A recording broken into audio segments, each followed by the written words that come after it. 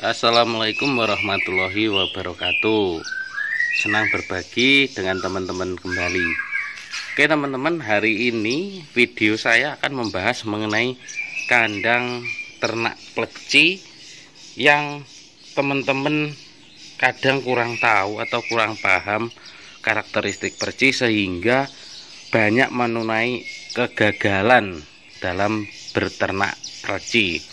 Nah teman-teman, sekarang pleci harganya booming karena di alam pun jumlahnya sudah terbatas dan penangkarannya pun tidak seimbang dengan jumlah dengan peternaknya, sehingga ini menjadikan peluang baru bagi teman-teman semua yang suka burung untuk dijadikan sebagai tambahan usaha ataupun tambahan penghasilan ya. Nah, di sini akan saya jelaskan tips trik supaya sukses ternak pleci dari kandangnya, teman-teman. Saya lihat banyak di postingan di Facebook ataupun di YouTube, teman-teman beternak pleci, kecuali yang aviari loh ya. Teman-teman yang ternak pleci itu tidak memperhatikan keseimbangan dari kandangnya. Rata-rata mereka luput kalau pleci itu suka semak-semak, teman-teman. Jadi yang bisa kita lakukan yaitu mendesain kandang pleci sedemikian rupa, kemudian membuat sarangnya, dan kemudian memberikan tumbuhan. Nah, tumbuhan di sini yang saya maksudkan yaitu tumbuhan sintetis. Karena apa? Kalau kita ternak pleci di dalam rumah kemudian menggunakan tumbuhan yang hidup, itu rasanya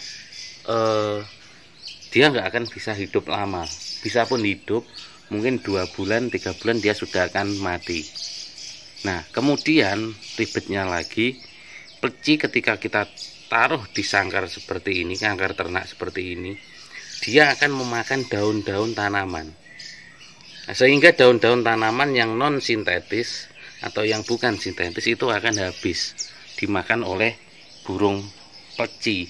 Betul nggak dimakan, cuma disobek-sobek saja. Nah, langkah utama yaitu mencari daun sintetis. Nah, ini daun plastik, teman-teman. Tanaman plastik. Ini tanaman sirih gading plastik. Nah, kandang yang saya gunakan yaitu box ternak lovebird, teman-teman. Di sini kita modifikasi sedemikian rupa. Yang pertama modifikasinya yaitu yang bawah itu harus dikasih karpet seperti ini. Kenapa? Karena si pleci kalau makan dia supaya nggak jatuh ke bawah, sehingga dia bisa mengambil lagi makanannya dimakan, misal ulat atau kroto. Nah kemudian di sebelah sisi kanannya itu saya sisakan sekitar 8 cm. Tujuannya apa? Ketika kita membersihkan kotoran dari burung pleci itu, kita akan sukar untuk mengambilnya. Kemudian tinggal kita geser ke sini, sebelah sini, kemudian bisa kita tarik. Kalau box labet kan bisa tarik gini. Nah itu sudah mudah untuk membersihkannya. Kemudian sisi sebelah kiri, karena itu yang tepi, yang kanannya saya desain ada lagi, itu saya tutup. Kenapa? Karena sisi sebelah kirinya nggak ada burungnya, sehingga kita tutup. Kemudian dari atasnya kita juga tutup, teman-teman, seperti ini. Nah tujuannya apa? Supaya pleci lebih aman, dia tidak mudah stres ketika mengengkram telurnya. Makanya kita desain seperti ini. Apalagi desain saya ini kandangnya berada di luar ruangan. Kalau di dalam rumah teman-teman juga harus tetap memakai ini supaya dia aman. Karena kalau tidak seperti ini nanti anaknya kelihatan cicak atau apa, karena anak pleci itu kecil, itu bisa dimakan cicak. Kalau ditutup seperti ini kan aman. Nah seperti itu. Tapi juga harus bisa dibuka seperti ini. Nah yang kedua, apa saja yang perlu kalian perhatikan sebelum saya membahas tentang sarang? Yang pertama yaitu terkait kebutuhan dan karakteristik pleci. Saya memakai kap labet kandang ini bawaannya untuk tempat mandinya saja. Kenapa teman-teman? Karena kita jangan lupa burung pleci itu karakternya suka mandi.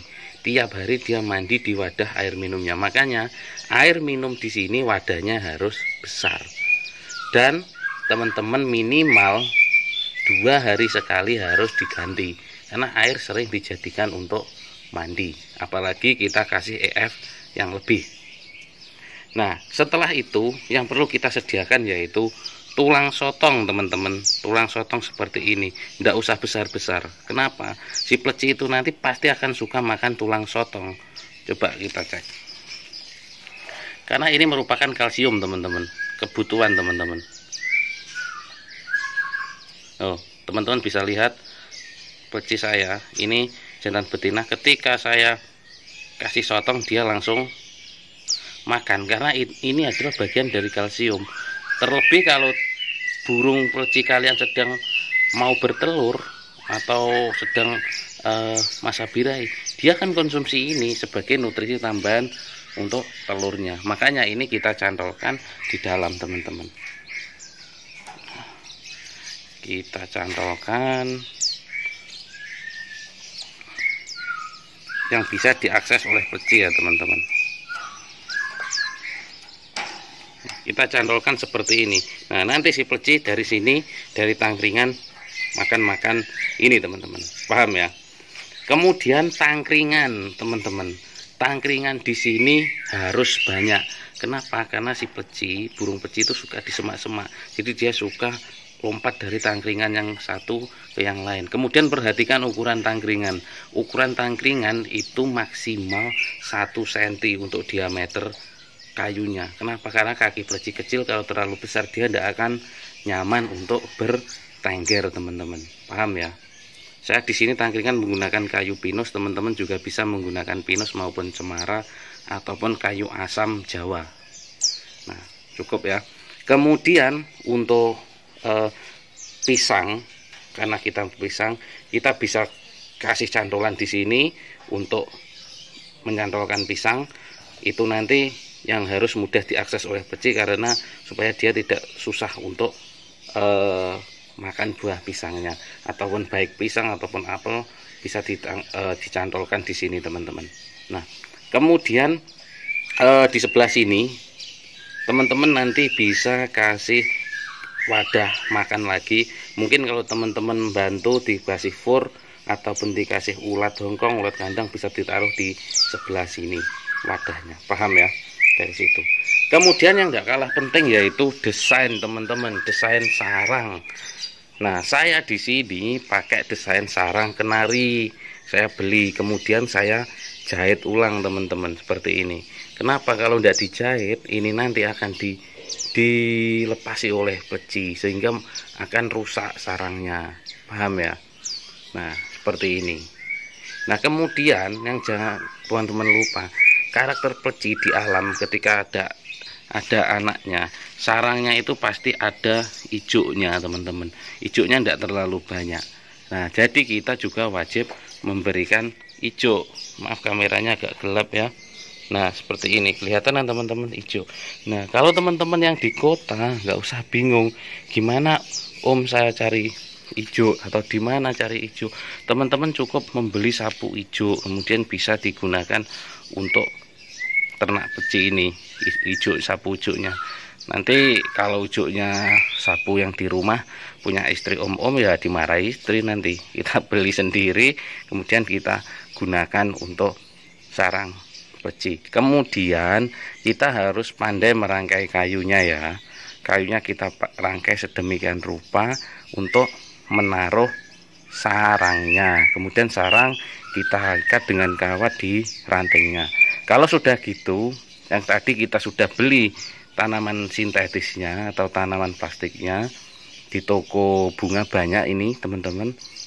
Itu tinggal kita desain sedemikian rupa supaya kita ngira-ngira supaya si burung itu aman untuk bertelur atau bersarang. Jadi kalau di sini saya desain seperti ini, tergantung model tangkringan kayunya. Kalau itu tadi saya desain seperti itu.